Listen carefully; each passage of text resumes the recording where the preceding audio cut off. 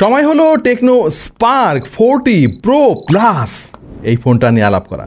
নামটা বেশ লম্বা ভাই, তবে এই ফোনের যে ফিচার আছে, যে স্পেক আছে, সেটাও কিন্তু অনেক লম্বা। এই মুহূর্তে 4G যত ফোন আছে মার্কেটে এক্সিস্ট করে, তার মধ্যে সবচাইতে পাওয়ারফুল হচ্ছে নাকি টেকনো বলতেছে অবশ্য স্পার্ক 40 প্রো প্লাস। আমরাও টেস্ট ফেস করে দেখেছি এবং জানাবো আপনাদেরকে কী কী ভালো জিনিস পেলাম, কী কী খারাপ জিনিস পেলাম। আমার নাম ওয়াহিদ, আর আপনারা দেখছেন কি দেখছেন তা তো জানেনি, আরও একবার বলে দিই, টিটিপি বা টাইনা tuna pass. 8GB RAM, 256GB internal storage এবং আমাদের কাছে 2টা কালার তারা পাঠিয়েছে। এই ফোনের দাম হচ্ছে 24,999 টাকা, 25,000 টাকা। এখন মার্কেটে তো 25,000 টাকার আরও অনেক ফোন আছে, তো এই ফোনটা তার মধ্যে স্পেশাল কী আছে সেটা নিয়ে অবশ্যই আলাপ করবো। বাট প্রথমে একটু ডিজাইন নিয়ে আলাপ করতে চাই, কারণ আপনারা জানেন যে এই ফোনটা এই বাজেট সেগমেন্টের মধ্যে সবচাইতে slim, 6.49 millimetre. Can you believe this? অবশ্যই এটা কার্ভ ডিজাইনের একটা ফোন, এই কারণে আরও বেশি স্লিম লাগে। ডিজাইনটা খুবই সলিড, পেছনে ক্যামেরা হাউজিংটা যদিও একটু উঁচু এবং যার কারণে ফ্ল্যাট সারফেসে রাখলে এটা একটু উইবেল করবে। লেন্স 3টা দেখতে হলেও এইখানে মূলত একটাই লেন্স তারা ব্যবহার করেছে, যেটা কাজের। একেবারে নিচের দিকে লেন্সের মতো দেখতে যে বস্তুটা দেখতে পাচ্ছেন এখানে ভাই কিচ্ছুই নাই, শুধু ডিজাইনের জন্য তারা দিয়ে রেখেছে। এনিওয়ে ডিজাইনটা সুন্দর, এ ব্যাপারে কোনো সন্দেহ নাই। ওজন মেপে আমরা পেয়েছি 161 গ্রামের আশেপাশে, হুইচ ইজ ক্রেজি। এর ফলে ফোনটা খুবই লাইট ওয়েট, কিন্তু ভাই সত্যি কথা হচ্ছে যে কেমন জানি একটু অ্যাবনর্মাল লাগে আর কি ফোনটা ধরতে, মানে এত পাতলা ফোন নর্মালি আমরা ধরে অভ্যস্ত না তো। সো কমফোর্টটা সম্ভবত আমার অভ্যাস নাই, এই জন্য আমি পাই নাই, বাট আপনি হয়তো পেতে পারেন। ডিজাইনের পাশাপাশি টেকনো এখানে বিল্ড কোয়ালিটিতেও কিন্তু নজর দিয়েছে। তারা বলছে 2 মিটার ওপর থেকে এই ফোনটা পড়লেও নষ্ট হওয়ার চান্স কম। সে সাথে IP64 এর রেটিংও আছে। মোট 4টা কালারে এই ফোনটা পাওয়া যাবে, nebula black, aurora white, moon titanium এবং টুন্ড্রা গ্রিন।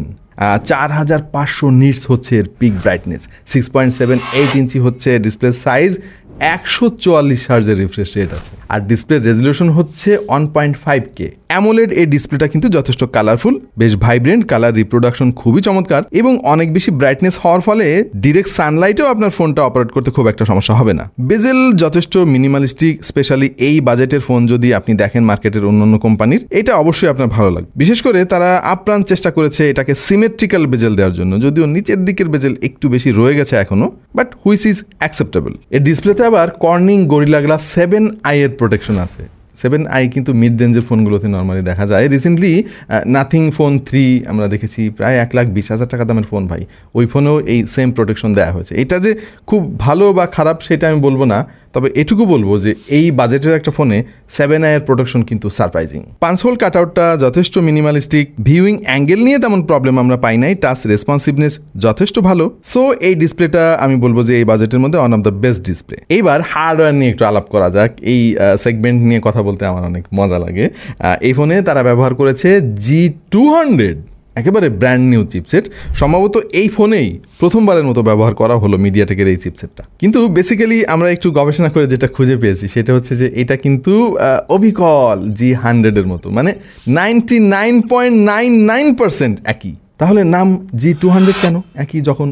ঘটনা হচ্ছে যে ভাই পরিবর্তন শুধু একটা জায়গায় আমি পেয়েছি, সেটা হলো এর জিপিউর ফ্রিকোয়েন্সি 100 মেগাহার্টজ বাড়িয়ে দিয়েছে তারা, আর যা যেমন ছিল যতগুলো কোরগুলোর speed, cluster, everything same. So এই জিনিসটা আমার কাছে কিছুটা ওই মার্কেটিং গিমিক মনে হয়েছে আর কি। G200 শুনলেই আমাদের কাছে মনে হবে যে না জানি ডবল পারফরমেন্স G100 এর চাইতে, বাট ওইটা কিছু না। ইনফ্যাক্ট G99 আর G100ও সেম। সো আলটিমেটলি টেকনিক্যালি এটাকে G99ও আমি যদি বলি খুব একটা ভুল বলা হবে না। এখন এই নাম্বার গেম বা এই নেমিং গেমগুলো যে আর কেউ খেলে না সেটা না, কিন্তু তাই বলে ভাই একেবারে G100 G200 বানাই দিলেন, এটা আমি টেকনোর দোষ দিচ্ছি না। মিডিয়াটেক আসলে এই নাম্বার গেমগুলো না খেললেও পারতো। দেখেন আমরা তো অনেকদিন ধরে এই ফোনের রিভিউ করতেছি, তাই না? জি সিরিজের চিপসেটগুলো ভালো, কম দামে বেশ ভালো অনেক কিছু অফার টফার করে, কিন্তু আমার কাছে কেন জানি মনে হয় যে এই হেলিও জি সিরিজের মধ্যে G90 ছিল সবচাইতে ভালো একটা চিপসেট। এরপরে কিন্তু 91, 92 আলটিমেট, তারপরে অভাব নাই ব্যান্ড G99, G100, এই যে 200 আনলো, প্রচুর চিপসেট আনছে, কিন্তু হিউজ কোনো জাম দিতে পারে নাই, ইভেন ডাউনগ্রেড করছে। ভাই G90-তে 4K সাপোর্ট করতো, বাট এরপর থেকে যত চিপসেট তারা আনছে 4K তুলে দিছে, ম্যাক্সিমাম 2K তে রেকর্ড করা যায়। এনিওয়ে আমার বলার উদ্দেশ্য হচ্ছে যে এই G100 200 করে দেওয়ার মতো কোনো চিপসেট এটা না। হ্যাঁ, এটা একটা ভালো চিপসেট G100, এটা রিফ্রেশ হয়ে গেছে এবার এবং ইন্টারনাল অপটিমাইজেশন হয়েছে, এর ফলে বেটার পারফরমেন্স পাওয়া যায় এবং আমরা পেয়েছি। AnTuTu স্কোর আমরা পেয়েছি 4,72,722, যেটা 4G চিপসেটের মধ্যে হাইয়েস্ট আমাদের এখন পর্যন্ত টেস্ট করা। গিগবেঞ্চের সিঙ্গেল করে 720, মাল্টি করে 1967। এই চার্টটার দিকে যদি একটু খেয়াল করেন তাহলে আপনার কাছে অনেক কিছু ক্লিয়ার হয়ে যাবে। G99, G100 এর সঙ্গে G200 এর তুলনা একটু দেখেন, মানে এই তিনটা প্রসেসর দিয়ে যতগুলো ফোন আমরা রিভিউ করেছি রিসেন্টলি, খেয়াল করে দেখেন তার মধ্যে কিন্তু নাম্বার 1 পজিশনে এসেছে techno Spark 40 Pro Plus। G100 এর সর্বোচ্চ স্কোর ছিল টেকনো ক্যামন 30s এর 4,39,211, সেটা বেশ ভালো ব্যবধানে কিন্তু 4,72,722 স্কোর দিয়ে সেটাকে বেশ ভালো ব্যবধানে অতিক্রম করেছে G200। টেকনোর স্পার্ক সিরিজের সমস্ত ফোনগুলো দিয়ে সাজানো এই চারটা খেয়াল করে দেখেন, এটাতেও নাম্বার 1 পজিশনে। ইভেন টেকনো স্পার্ক 40 Pro কিন্তু এখানে 4 নাম্বার পজিশনে রয়েছে। আর এই চারটা হচ্ছে টেকনোর সমস্ত ফোন যেগুলো আমরা রিসেন্টলি রিভিউ করেছি, খেয়াল করে দেখেন এইটার অবস্থান কিন্তু খুবই ভালো। ইভেন 30,000 টাকা দামে তাদের কেমন 30s ফোনের স্কোরকেও কিন্তু টপকে গিয়েছে এটা। আর একটা মজার জিনিস আপনাদেরকে দেখাই, এই চারটা আমরা ফিল্টার করেছি 23,000 টাকা থেকে শুরু করে 38,000 টাকা পর্যন্ত যত অফিসিয়াল ফোন আমরা রিভিউ করেছি recently. Surprisingly techno Spark 40 Pro Plus এখানে 1 নাম্বার পজিশন ধরে রেখেছে। সো ভাই AnTuTu স্কোর কিন্তু ছেলে খেলা না, আপনি চাইলে স্কোর বাড়াই দিতে পারবেন না ভাই। এই টেস্টের রেজাল্ট কিন্তু ওয়ার্ল্ড ওয়াইড অ্যাকসেপ্টেড এবং রিকগনাইজ। সো G200 যে ইন্টারনালি বেশ ভালোই অপটিমাইজড হয়েছে সেটা আমরা হাতে নাতে বুঝতে পেরেছি এবং প্র্যাকটিক্যাল লাইফে আমরা খেয়াল করেছি যে G100 এর চাইতে বেটার পারফর্ম করছে। যারা ফোন হেভি ইউসেজ করেন, মানে সারাদিন ফোন টিপতে থাকেন, তারা আসলে পার্থক্যটা বুঝতে পারবেন, কারণ অ্যাপ ওপেনিং টাইম কিন্তু খুবই ফাস্টার মনে হয়েছে আমাদের কাছে এবং মাল্টিটাস্কিংও মোটামুটি ভালোই সামলেছে। যদিও একটু গ্লিচ বা একটু ল্যাগ আপনি মাঝে মাঝে দেখতে পাবেন যখন অনেক বেশি অ্যাপ ব্যাকগ্রাউন্ডে অ্যাক্টিভ থাকবে। LPDDR4X র্যাম, যেহেতু G200 এর ম্যাক্সিমাম মেমোরি ফ্রিকোয়েন্সি 4266 MBps, এর ফলে LPDDR4X র্যামের যে ম্যাক্সিমাম স্পিড সেটা কিন্তু ইউটিলাইজ করতে পারছে এই চিপসেট। সেই সাথে এর স্টোরেজের ভেরিয়েন্ট UFS 2.2 সেটাও এখানে বেশ ভালোই ভূমিকা রাখছে। সব মিলিয়ে এই ফোনটা ভালো পারফর্ম করবে সেটা একটা ফিজিক্স ভাই, এখানে তেমন জটিল কিছু নাই। G200 এর পারফরমেন্স নিয়ে আসলে খুব বেশি ডিটেল বললাম না, কারণ G99, G100, 200 অলমোস্ট সেম এবং এইগুলো নিয়ে প্রচুর ফোনের রিভিউ আপনারা অলরেডি দেখে ফেলেছেন। ভালো ব্যাপার হচ্ছে এই চিপসেটটা কিন্তু ট্রাস্টেড ভাই, মানে এটা এমন না যে এটা ভবিষ্যতে কি হবে আমরা কেউ জানি না, আমরা দেখে আসতেছি বিগত কয়েক বছর ধরে।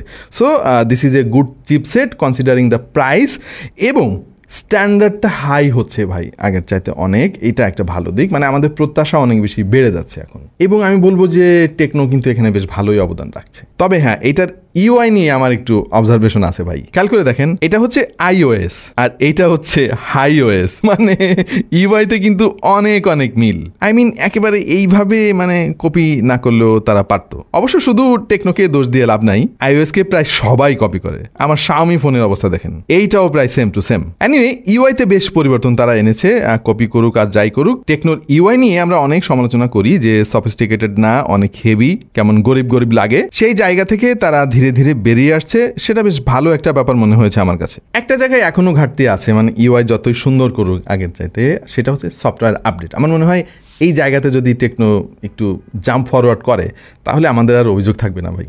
সফটওয়্যার আপডেটটা নর্মালি অন্য ফোনের চাইতে টেকনোতে একটু কম পাওয়া যায়, এটা আপনারা সবাই সেটা জানেন। এই জায়গাটা একটু কাজ করতে হবে। হ্যাঁ, 2 বছরের সিকিউরিটি আপডেট আপনি পাবেন, বাট অ্যান্ড্রয়েডের মেজর আপডেটগুলো পাওয়া যাবে কিনা আসলে আমরাও নিশ্চিত না। ফোনটা মডারেট গেমারদের জন্য ঠিক আছে, খুব বেশি প্রফেশনাল গেমারদের এই ফোনটা ইগনোর করাই উচিত, কারণ এটা আসলে গেমারদের টার্গেট করে বানানো হয় নাই। বাট টুকটাক গেমিং আপনি করতে পারবেন।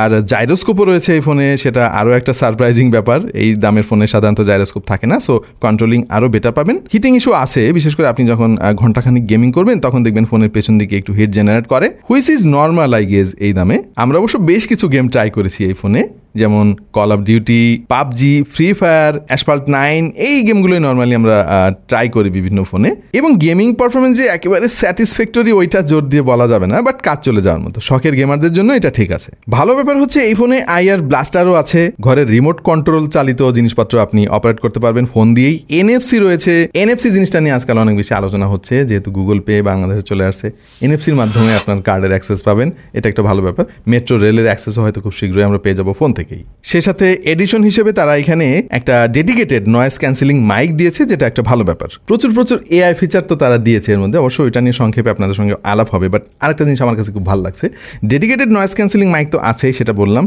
আরেকটা জিনিস তারা ইনক্লুড করেছে এবার, আর এই জিনিসটার নাম তারা দিয়েছে ফুল লিঙ্ক কল অ্যাসিস্ট্যান্ট।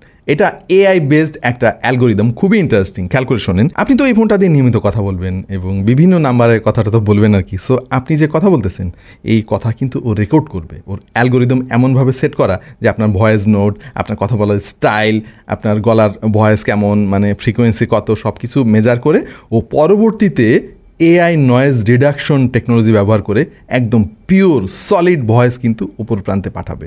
এর ফলে আপনি এরপর থেকে যখন কথাবার্তা বলবেন, ওর অ্যালগোরিদম যখন সেট হয়ে যাবে, আশেপাশের নয়েজ কিন্তু চমৎকারভাবে ফিল্টার করতে পারবে। আর hardware dedicated noise cancelling mic তো আছে। সো এই ফোন থেকে কিন্তু বেটার ভয়েস আউটপুট পাওয়া সম্ভব। এটা প্র্যাকটিক্যাল ভাই, এটা একটা ফিজিক্স।